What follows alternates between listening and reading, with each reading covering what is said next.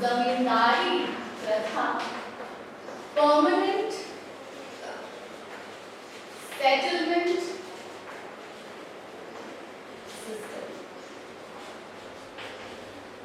ठीक है,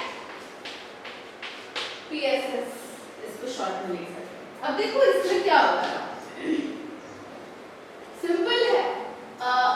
जो जमीन मालिक होंगे, है ना, अभी जस्ट हमने जो बात किया, कृषक होंगे, ये जमीन मालिक हुआ करते थे पहले।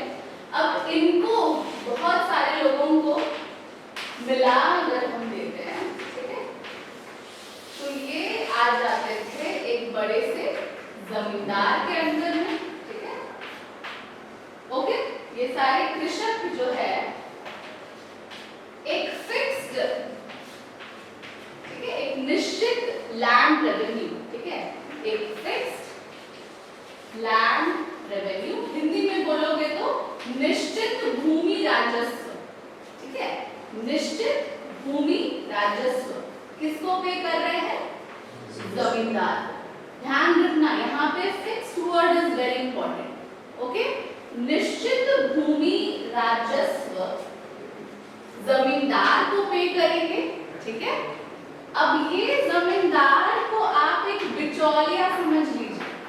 ओके, अब ये जमींदार को आप एक बिचौलिया, इंग्लिश में क्या बोल सकते हैं? Middle man.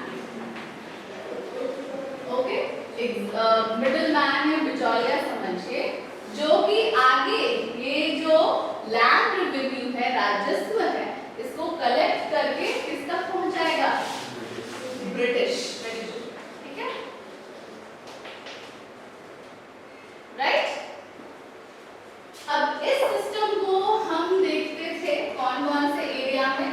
बिहार हो गया, उत्तर प्रदेश हो गया, ठीक है, इन सारे इलाकों में, और एक स्टेट वेस्ट बंगाल, हिंदी में बोलोगे तो बिहार, यूपी हो गया, फिर आपका उत्तर प्रदेश हो गया, वेस्ट बंगाल, पश्चिम बंगाल है, इन सारे एरिया में आप इस प्रथा को पाते थे। And this was by far the most exploitative land revenue system.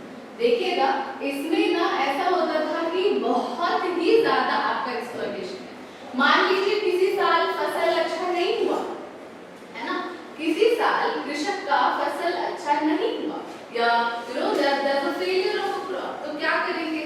फिर भी तो हमको क्या देना है? लैंड रेवेन्यू तो देना है ना, भूमि राजस्व तो देना है। कैसे देंगे? ऋण लेके देंगे। Okay, will discuss it later, इसको होल्ड करके रखिएगा एवरीवन। ठीक है, बस इतना समझ लो कि हाँ, कुछ तो उपाय करना होगा, देना पड़ेगा। सी यहाँ पे फिक्स्ड नहीं है कि आपको इन कैश ही देना है। नेक्स्ट सिस्टम में हम पढ़ेंगे जहाँ पे हमको सिर्फ कैश देना होता है, वहाँ पे क्या प्रॉब्लम्स आते हैं। यहाँ पे ये फिक्स नहीं है कि आप कैश में लीजिएगा। देयर वाज अ लिबर्टी कि you could have given some kind of things या क्रॉप्स आप उनको दे सकते हैं। ठीक है, एनीवे, इज दिस क्लियर?